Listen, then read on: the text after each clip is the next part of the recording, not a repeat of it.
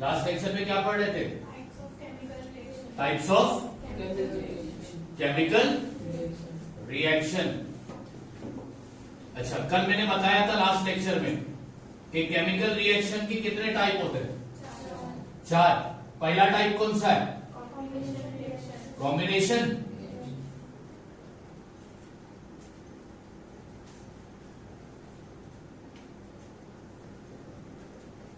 दूसरा टाइप कौन सा है? Decomposition reaction. अच्छा, डिकम्पोजिशन रिएक्शन की कितने टाइप पढ़े अपन ने? कौन कौन से? थर्मल और इलेक्ट्रोलाइटिक। चौथा टाइप कौन सा है? Displacement.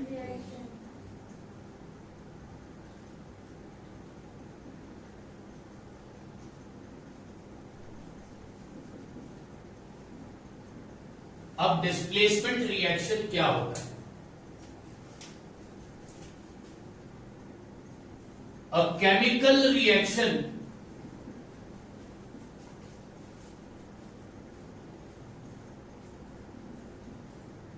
in which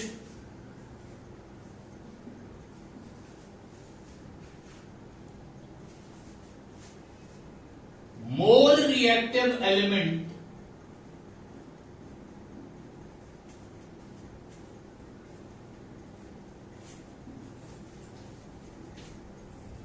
displace another element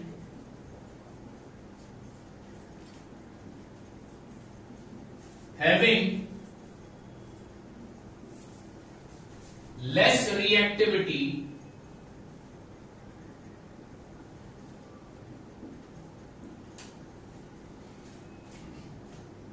from its compound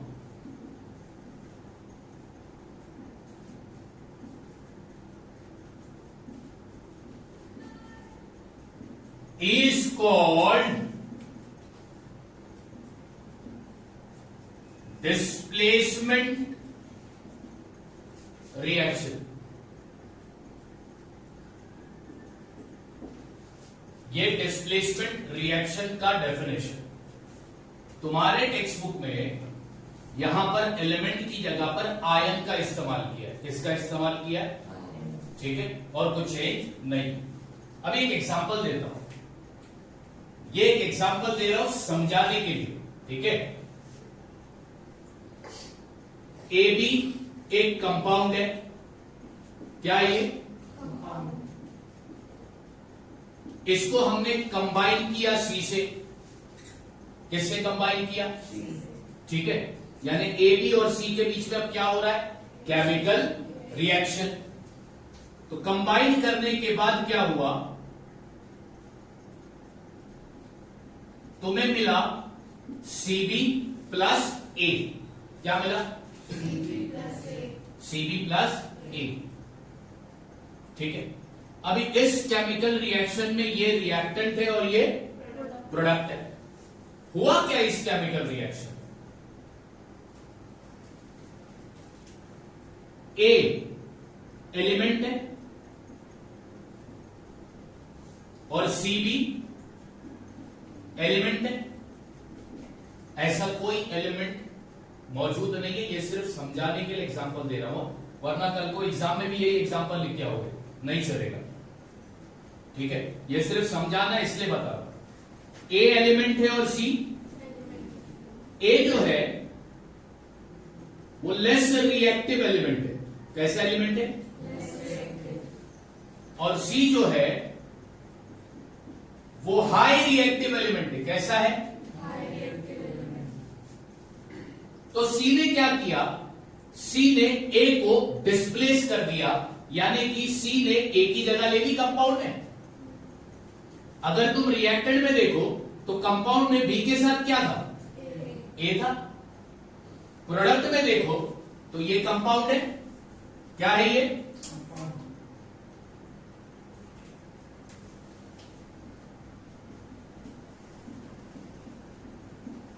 तो प्रोडक्ट में क्या हुआ? कंपाउंड में ए की जगह पर कौन आ गया? यानी ए की जगह किसने ले ली?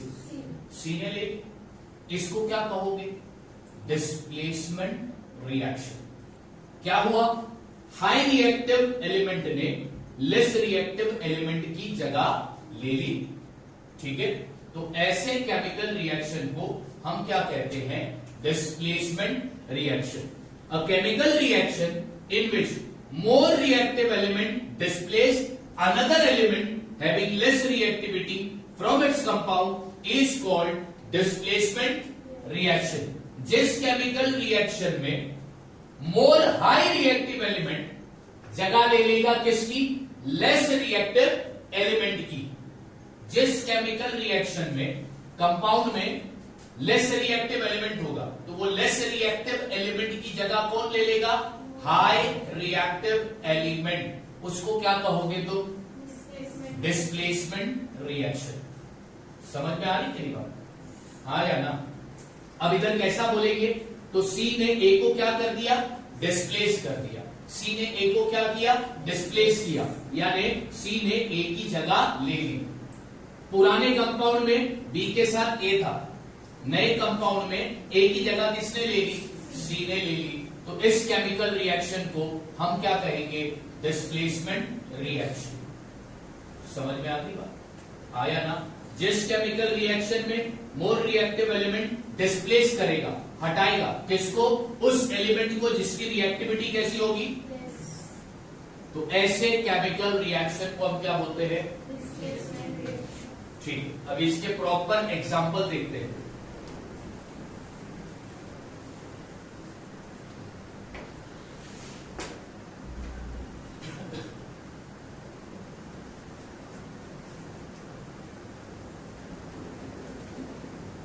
Example,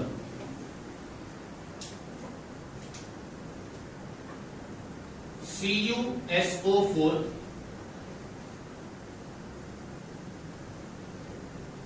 AQ यानी कि aqueous solution plus Zn, Zn का स्टेट क्या है? Solid, gives out Zn SO4 aqueous solution plus Cu solid। अब नाम लिखता हूं। Cu का मतलब क्या होता है? कॉपर। SO4 किसको बोलते हैं? सल्फेट को। कॉपर सल्फेट का एक्वस सॉल्यूशन था, उसमें क्या ऐड किया? जिंक। क्या ऐड किया? जिंक। इनके बीच में हुआ केमिकल रिएक्शन, तो प्रोडक्ट क्या मिला? Zn stand for zinc, SO4 stand for sulphate. Product मिला जिंक सल्फेट, और दूसरा प्रोडक्ट क्या मिला? कॉपर। क्या ये डिस्प्लेसमेंट रिएक्शन है? हाँ, ये डिस्प्लेसमेंट रिएक्शन है। कैसे? तो तुम देखो, कंपाउंड में कॉपर की जगह कौन ले रहा है? यानी जिंक ने कॉपर को क्या किया? डिस्प्लेस किया। तो अब जिंक और कॉपर में लेस रिएक्टिव एलिमेंट कौन सा हो गया? कॉपर हो गया लेस रिएक्टिव, और मोर रिएक्टिव क्या हो गया? जिंक हो गया मोर रिएक्टिव। बात समझ में आ रही है? एग्जाम में आया कि कॉपर सल्फेट के एक्वस सॉल्यूशन में अगर हमने जिंक को ऐड किया तो क्या होगा? तो तुम बोलोगे कॉपर सल्फेट के सॉल्यूशन में जब तुम जिंक ऐड करोगे तो उनमें क्या, उनके बीच में क्या होगा? Chemical reaction. और केमिकल रिएक्शन होने की वजह से क्या मिलेगा? जिंक सल्फेट और कॉपर। इस केमिकल रिएक्शन में कॉपर लेस रिएक्टिव एलिमेंट था और जिंक मोर रिएक्टिव एलिमेंट था, तो जिंक ने कॉपर को क्या कर दिया? डिस्प्लेस कर दिया। इस वजह से ये रिएक्शन किस टाइप का कहलाया जाएगा? Displacement reaction. समझ में आ गई बात? हाँ या ना? दूसरा एग्जांपल ले लेते हैं। इसी कम किया गया, लाइट जाती है क्या अभी?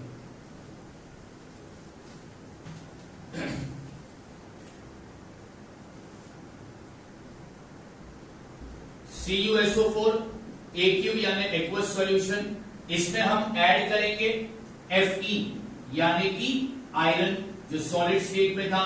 तो प्रोडक्ट क्या बनेगा? FeSO4 एक्वस सॉल्यूशन प्लस दूसरा प्रोडक्ट क्या बनेगा? Copper solid state. ठीक है, ओके। अब तुम एक बात बताओ, CuSO4 का कॉमन नेम क्या हो गया? Copper sulphate. Fe किसको बोलते हैं? आयरन को। यानी क्या हो रहा है? कॉपर सल्फेट का एक्वस सॉल्यूशन में हमने क्या ऐड किया? आयरन। तो प्रोडक्ट क्या मिला? Iron sulphate. और दूसरा प्रोडक्ट क्या मिला? कॉपर। अब इस केमिकल रिएक्शन से हमें पहचानना है हाई रिएक्टिव एलिमेंट और लेस रिएक्टिव एलिमेंट। तो तुम क्या बोलोगे? सर कॉपर जो है वो लेस रिएक्टिव एलिमेंट है और आयरन जो है वो मोर रिएक्टिव एलिमेंट है। तो आयरन ने क्या किया? कॉपर की जगह ले लिया। तो इस केमिकल रिएक्शन का नाम क्या होगा? Displacement reaction. बात समझ में आ रही है? और एक एग्जांपल देता हूं। अभी एग्जांपल तुम लोग मुझे कंप्लीट करके बताओगे, तुम लोग इसका आंसर दोगे। CuSO4 एक्वस सॉल्यूशन में था, अब इसमें हमने ऐड किया Pb जो कि सॉलिड स्टेट में था। तो अब तुम्हें लिखना है इसके प्रोडक्ट का नाम। ठीक है, ओके। सबसे पहला बता दो कि CuSO4 किसको बोलते हैं? Copper sulphate. Pb किसको बोलते हैं? लीड को। यानी कॉपर सल्फेट के सॉल्यूशन में हमने क्या ऐड किया? लीड ऐड किया। तो अब बताओ प्रोडक्ट क्या बनेगा? बताओ प्रोडक्ट क्या बनेगा? PbSO4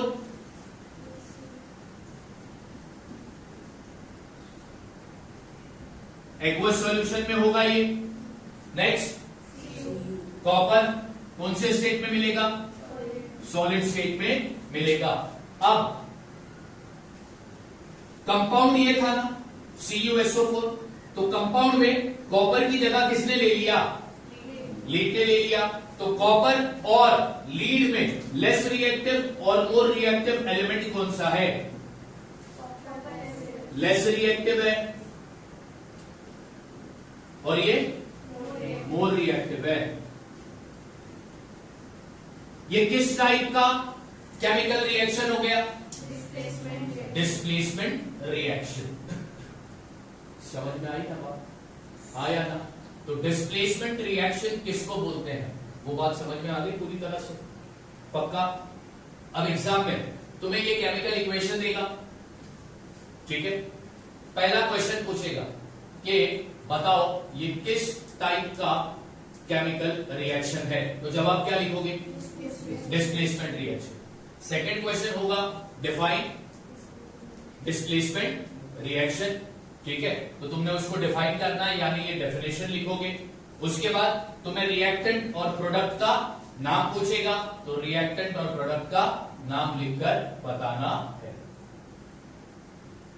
या फिर एग्जाम में ऐसा पूछेगा when copper sulfate solution is mixed with zinc powder, या फिर in a copper sulfate solution, ध्यान से सुनना, in a copper sulfate solution zinc dust is added, the product formed is zinc sulfate and copper। ठीक है, क्या बोल रहा हूं मैं? in copper sulfate solution zinc dust is added, so the product formed is zinc sulfate and copper। ये question आएगा। अब इसके सब क्वेश्चन क्या रहेंगे? which type of reaction it is, तो क्या लिखोगे? displacement reaction। define the reaction, define the यानी किसका डेफिनेशन लिखोगे? डिस्प्लेसमेंट रिएक्शन का। राइट द केमिकल इक्वेशन, क्या लिखने बोलेगा? ये लिखोगे तुम केमिकल इक्वेशन। ठीक है, अब इसको मैं उल्टा कर दूं, इसको मैं क्या करता हूं, उल्टा करता हूं। अब लेता हूं मैं Zn SO4 plus Cu। Zn SO4 का मैंने एक्वस सॉल्यूशन ले लिया और दूसरा मैंने एलिमेंट क्या लिया, कॉपर। अब मैं बोलता हूं इधर प्रोडक्ट का नाम बताओ, बोलो। जिंक सल्फेट का एक्वस सॉल्यूशन में मैंने क्या ऐड किया, तो क्या बनेगा, क्या बनेगा, कॉपर सल्फेट बनेगा। और क्या बोलोगे तुम, जिंक बनेगा। गलत, गलत। डिस्प्लेसमेंट रिएक्शन का बच्चों डेफिनेशन देखो क्या बोलता है, more reactive element less reactive element को डिस्प्लेस करता है। High reactive element less reactive element को क्या करता है, डिस्प्लेस करता है। लेस रिएक्टिव एलिमेंट कभी भी हाई रिएक्टिव एलिमेंट की जगह नहीं ले सकता। High reactive element less reactive element की जगह लेगा, लेकिन लेस रिएक्टिव एलिमेंट कभी भी हाई रिएक्टिव एलिमेंट की जगह नहीं लेगा। इसका मतलब यह हुआ, अब यहां पर जिंक लेस रिएक्टिव है कि हाई रिएक्टिव है, हाई रिएक्टिव है, और कॉपर लेस रिएक्टिव है। तो ये less reactive element high reactive element की जगह नहीं लेगा, कभी नहीं ले सकता। इसका मतलब इनके बीच में केमिकल रिएक्शन होगा नहीं। क्यों नहीं होगा, तो रीजन क्या दोगे, क्योंकि जिंक हाई रिएक्टिव एलिमेंट है और कॉपर लेस रिएक्टिव एलिमेंट है। कभी भी less reactive element high reactive element की जगह नहीं ले सकता। समझ में आ गई, हाँ या ना, समझ में आ गई बात। अब इसको अगर उल्टा कर दो, आयरन सल्फेट का सॉल्यूशन था, उसमें मैंने कॉपर को ऐड किया, तो प्रोडक्ट क्या बनेगा, क्या बोलते हो, क्या बनेगा प्रोडक्ट, रिएक्शन ही नहीं होगा, केमिकल रिएक्शन नहीं होगा। क्यों नहीं होगा, आयरन हाई रिएक्टिव है और कॉपर बराबर। क्या low reactive element high reactive element की जगह ले सकता है, कभी नहीं लेगा। तो मतलब इनके बीच में कभी केमिकल रिएक्शन होगा नहीं। ठीक उसी तरह इसका भी होगा। बात समझ में आ गई, तो डिस्प्लेसमेंट रिएक्शन समझ में आ गया। डिस्प्लेसमेंट रिएक्शन का डेफिनेशन और 3 एग्जांपल मैंने दे दिए। ठीक है, चलो अब डिस्प्लेसमेंट रिएक्शन के बाद जो चौथा टाइप का केमिकल रिएक्शन है वो कौन सा है, डबल डिस्प्लेसमेंट रिएक्शन। अब जरा इसको समझते हैं कि डबल डिस्प्लेसमेंट रिएक्शन क्या होता है।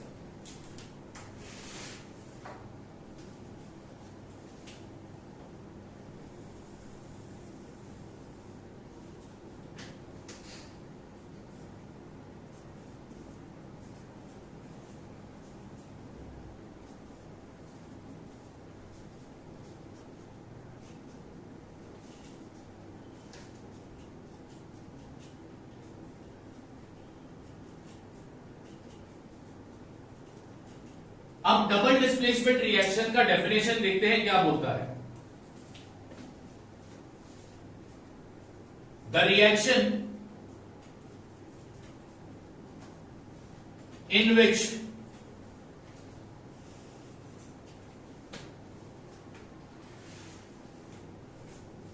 The ions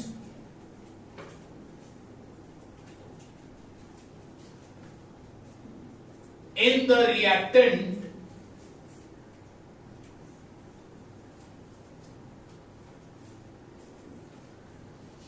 are exchanged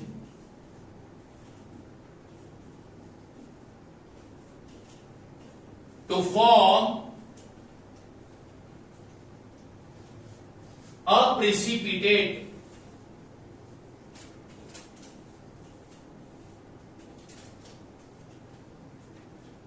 are called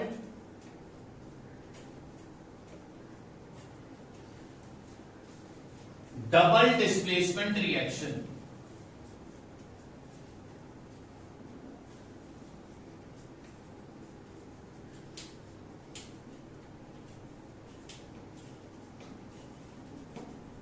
ये डबल डिस्प्लेसमेंट रिएक्शन का डेफिनेशन है।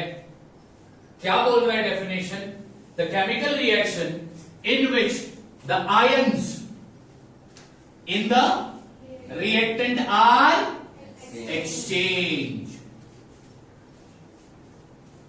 The chemical reaction in which the ions in the reactant are exchange to form what? To form what? To form what? Precipitate का मतलब क्या बताया था मैंने? Very good, insoluble solid. ऐसा सॉलिड जो डिसॉल्व नहीं होता, ऐसा सॉलिड जो डिसॉल्व नहीं होता। जिस केमिकल रिएक्शन में रिएक्टेंट में जो आयंस होंगे वो क्या हो जाएंगे? एक्सचेंज। क्या बनाने के लिए? ऐसे केमिकल रिएक्शन को तुम क्या बोलोगे? Double displacement. अब जरा ध्यान देना, मैं पहला समझाता हूं। AB कंपाउंड है, ठीक है? इसमें ऐड किया मैंने CD को। अब CD भी क्या है? कंपाउंड है। तो मेरे को प्रोडक्ट क्या मिलेगा? Ca plus Cb plus AD। ये भी कंपाउंड है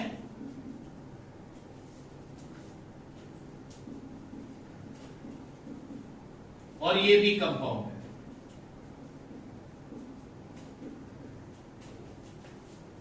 इक्वेशन के लेफ्ट हैंड साइड पर क्या होता है? तो ये रिएक्टेंट है और राइट हैंड साइड पर क्या होता है? ये प्रोडक्ट है।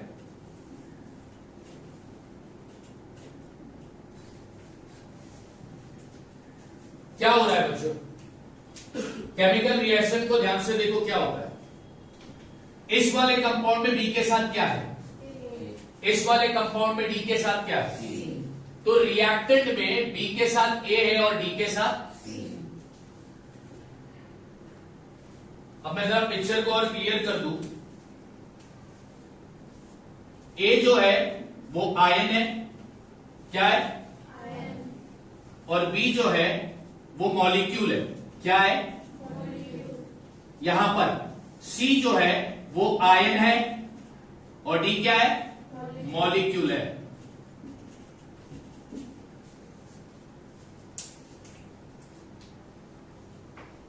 और ये दोनों भी एक्वस सॉल्यूशन में होंगे। ये दोनों का स्टेट क्या होगा? ये दोनों का स्टेट क्या होगा? Aqueous solution. ठीक है? तो अब हो क्या रहा? बताओ, हो क्या रहा है? अगर तुम प्रोडक्ट में देखोगे तो आयंस एक्सचेंज हो रहे, हाँ या ना? यस और नो? यस और नो? रिएक्टेंट में मॉलिक्यूल बी के साथ कौन सा आयन था? रिएक्टेंट में मॉलिक्यूल डी के साथ कौन सा आयन था? प्रोडक्ट में मॉलिक्यूल बी के साथ क्या आ गया? प्रोडक्ट में मॉलिक्यूल डी के साथ क्या आ गया? इसका मतलब इस केमिकल रिएक्शन में आयंस क्या हो गए? आयंस क्या हो गए? अच्छा, एक हुआ कि दो आयंस एक्सचेंज हो गए? हो गए। यस और नो? तो इसको क्या बोलेंगे? Double displacement reaction. क्या बोलेंगे इसको? क्या बोलेंगे इसको? अच्छा, एक और बात, इंपॉर्टेंट बात याद रखना। डबल डिस्प्लेसमेंट रिएक्शन में जो रिएक्टेंट होंगे वो हमेशा कौन से स्टेट में होंगे? Aqueous solution. कौन से स्टेट में होंगे? कौन से स्टेट में होंगे? कौन से स्टेट में होंगे? याद रखोगे ना, डबल डिस्प्लेसमेंट रिएक्शन में जो रिएक्टेंट होंगे वो कौन से स्टेट में होंगे? ठीक है। जो प्रोडक्ट होगा ना, प्रोडक्ट, उसमें से एक प्रोडक्ट प्रिसिपिटेट फॉर्म में होगा। कौन से फॉर्म में होगा? कौन से फॉर्म में होगा? कौन से फॉर्म में होगा? प्रिसिपिटेट। प्रिसिपिटेट का मतलब क्या है? और प्रिसिपिटेट को डिनोट किया जाता है डाउनवर्ड एरो से या अपवर्ड एरो से? यानी यहां पर जो पहला प्रोडक्ट होगा वो प्रिसिपिटेट होगा और दूसरा प्रोडक्ट जो होगा वो एक्वस सॉल्यूशन हो सकता है या लिक्विड स्टेट में हो सकता है, कोई भी स्टेट में हो सकता है। बात समझ में आई क्या? डबल डिस्प्लेसमेंट रिएक्शन में आयंस क्या होंगे? क्या फॉर्म करने के लिए? याद रखना, डबल डिस्प्लेसमेंट रिएक्शन में जो प्रोडक्ट फॉर्म होगा उसमें से एक कंपलसरी क्या मिलेगा तुमको? प्रिसिपिटेट को क्या बोलते हैं आप? Insoluble, insoluble, insoluble. याद रखोगे? हाँ या ना? पक्का? ठीक है, चलो अब इसके एग्जांपल देखते हैं।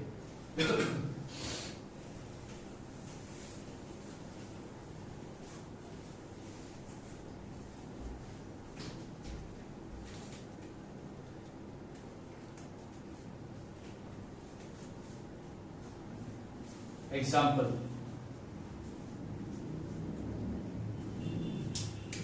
पहला एग्जाम्पल लेता हूं मैं, AgNO3। अच्छा, Ag ये जो सिंबल है ये किसका है? सिल्वर का। NO3 किसका है? नाइट्रेट। Very good.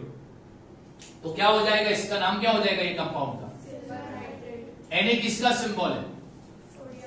और Cl? तो इसको क्या पढ़ोगे तुम?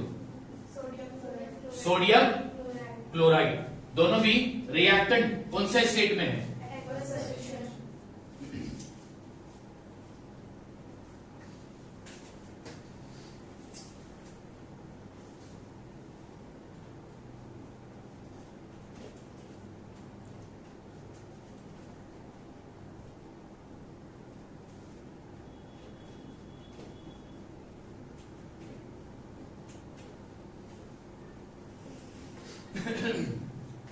ओके, ये कौन से टाइप का रिएक्शन हो गया? Double displacement. इनमें जो आयंस एक्सचेंज हो गए, अब देखो Ag क्या होगा? ये आयन क्या होगा ये? और यहां पर सोडियम क्या होगा? आयन। ठीक है, हाँ या ना? अब यहां पर NO3 क्या है? मॉलिक्यूल बोल दो या कंपाउंड बोल दो। Cl क्या है? मॉलिक्यूल है। मॉलिक्यूल बच्चों देखो अपनी जगह है मॉलिक्यूल, लेकिन आयंस क्या हो गए? एक्सचेंज हुए कि नहीं? हाँ या ना? एक्सचेंज हो गए ना आयंस? आयन एक्सचेंज हो गए। दूसरा प्रोडक्ट, जो पहला प्रोडक्ट मिला, अच्छा ये प्रोडक्ट का नाम क्या लिखोगे तुम लोग? Silver chloride.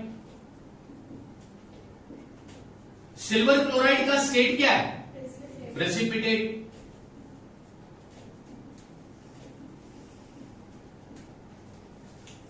इस प्रोडक्ट का नाम क्या है? Sodium nitrate. Sodium nitrate. इसका स्टेट क्या है? Aqueous solution. तो ये किस टाइप का केमिकल रिएक्शन हो गया? Double displacement reaction. क्यों? क्योंकि आयन भी एक्सचेंज हो गए और प्रेसिपिटेट भी फॉर्म हुआ। बात समझ आ रही क्या नहीं?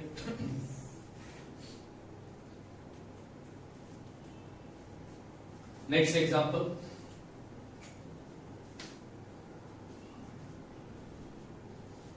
Ba किसका सिंबल है? और S सल्फर का। तो BaS क्या बन जाएगा? बेरियम सल्फर या सल्फाइड?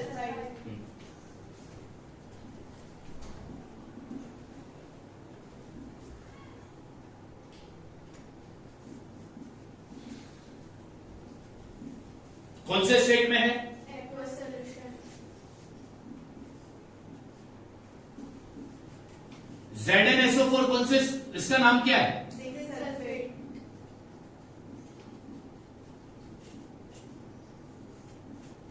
gives out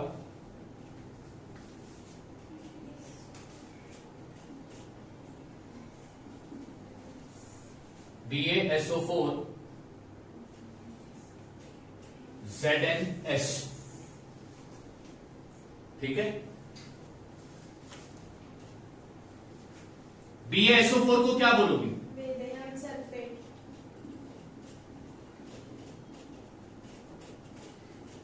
ZnS को क्या पढ़ोगे? Zinc sulfide.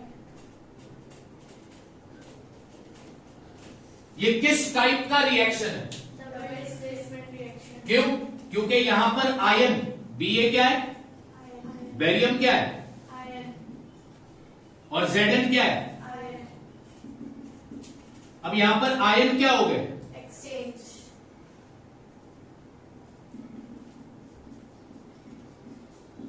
प्रोडक्ट जो पहला मिला उसका स्टेट क्या है? Precipitate. इस वजह से ये किस टाइप का रिएक्शन हो गया? Double displacement reaction. Double displacement, Reaction. Double displacement, Reaction. Double displacement, Reaction. ठीक है। और एक एग्जांपल देखते हैं।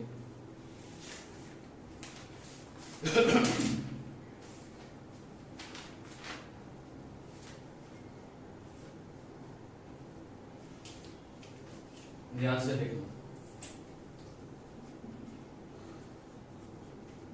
When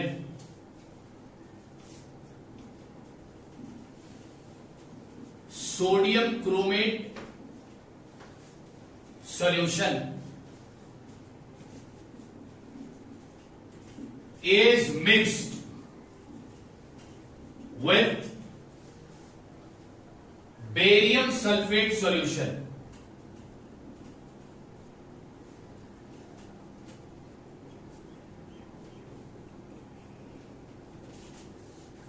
when sodium chromate solution is mixed with Barium sulfate solution. a precipitate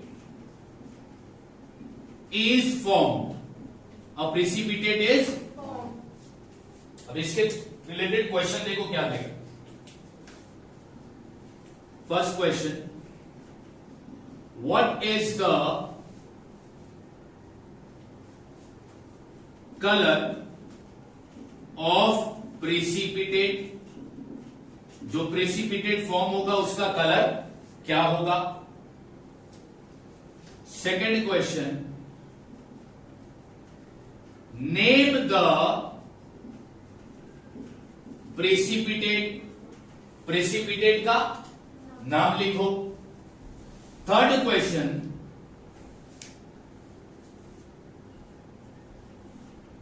what is the type of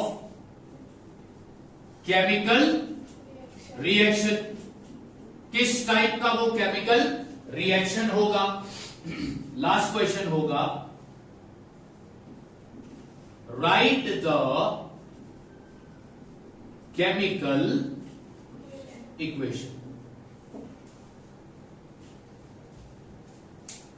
okay, ठीक है। मैं question फिर से पढ़ता हूं।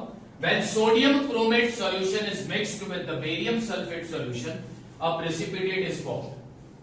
ये बोल दिया उसने। जब सोडियम क्रोमेट सॉल्यूशन को मिक्स किया जाएगा बेरियम सल्फेट के सॉल्यूशन के साथ, तो क्या फॉर्म होगा? एक प्रेसिपिटेट फॉर्म होगा। तुम्हें बताना है उस प्रेसिपिटेट का कलर क्या होगा, वो प्रेसिपिटेट का नाम क्या होगा, वो किस टाइप का केमिकल रिएक्शन होगा, और उसका तुमको केमिकल इक्वेशन लिखना है।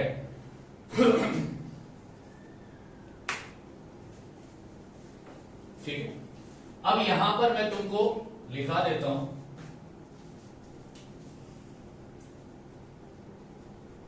क्रोमेट क्या है? मॉलिक्यूल। क्या है ये? Molecule. और इसका सिंबल या इसका फॉर्मूला क्या होगा? इसका फॉर्मूला होगा CrO4। क्या होगा फॉर्मूला? CrO4. तो क्रोमेट का फॉर्मूला क्या है? क्रोमेट का फॉर्मूला क्या है? क्रोमेट का फॉर्मूला क्या है? याद रखना। हाँ ठीक है। अब सबसे पहले जब ऐसा क्वेश्चन आएगा ना तो सबसे पहले क्या करो, केमिकल इक्वेशन लिख दो। क्या लिख दो? चलो पहले केमिकल इक्वेशन लिख दो। यहां पे लिखता हूं मैं केमिकल इक्वेशन। केमिकल इक्वेशन की बच्चों कितनी साइड होती है? लेफ्ट और लेफ्ट साइड पर क्या होगा? राइट साइड पे क्या होगा? रिएक्टेंट ऑलरेडी क्वेश्चन में दिया हुआ है। रिएक्टेंट, पहला रिएक्टेंट क्या है? Sodium chromate. तो सोडियम क्रोमेट लिखो। सोडियम क्रोमेट का फॉर्मूला है Na2CrO4। क्या है? Na2CrO4। इसको मिक्स करेंगे, किससे मिक्स करेंगे? बेरियम सल्फेट से। तो बेरियम सल्फेट का फॉर्मूला क्या है?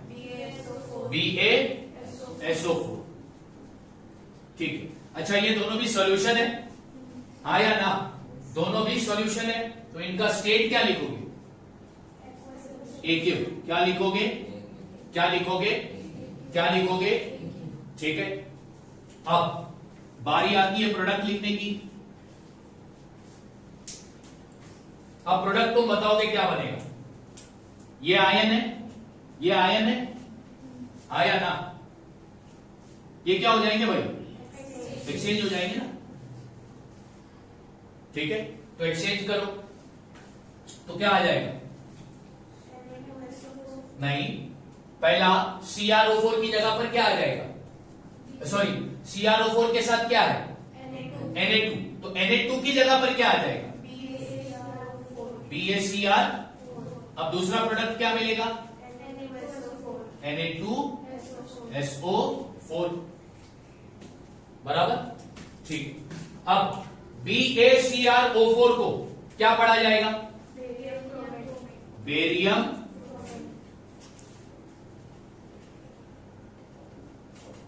हमेशा, मैंने क्या बोला डबल डिस्प्लेसमेंट रिएक्शन में? हमेशा जो पहला प्रोडक्ट होगा वो उसका स्टेट क्या होगा? हाँ प्रेसी। तो ये स्टेट में कौन सा होगा?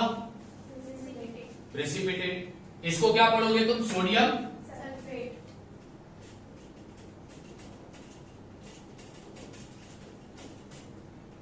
ये होगा कौन से स्टेट में? Aqueous solution.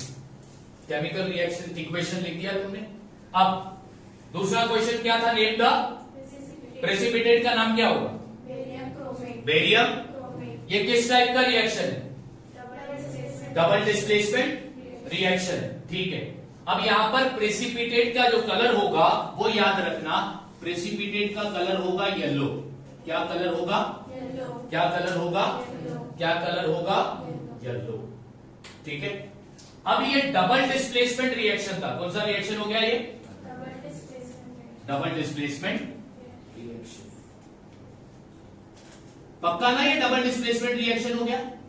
कैसे पता चला? आयन एक्सचेंज हो गया और प्रेसिपिटेट फॉर्म हो गया। तो ये किस टाइप का रिएक्शन हो गया? Double displacement.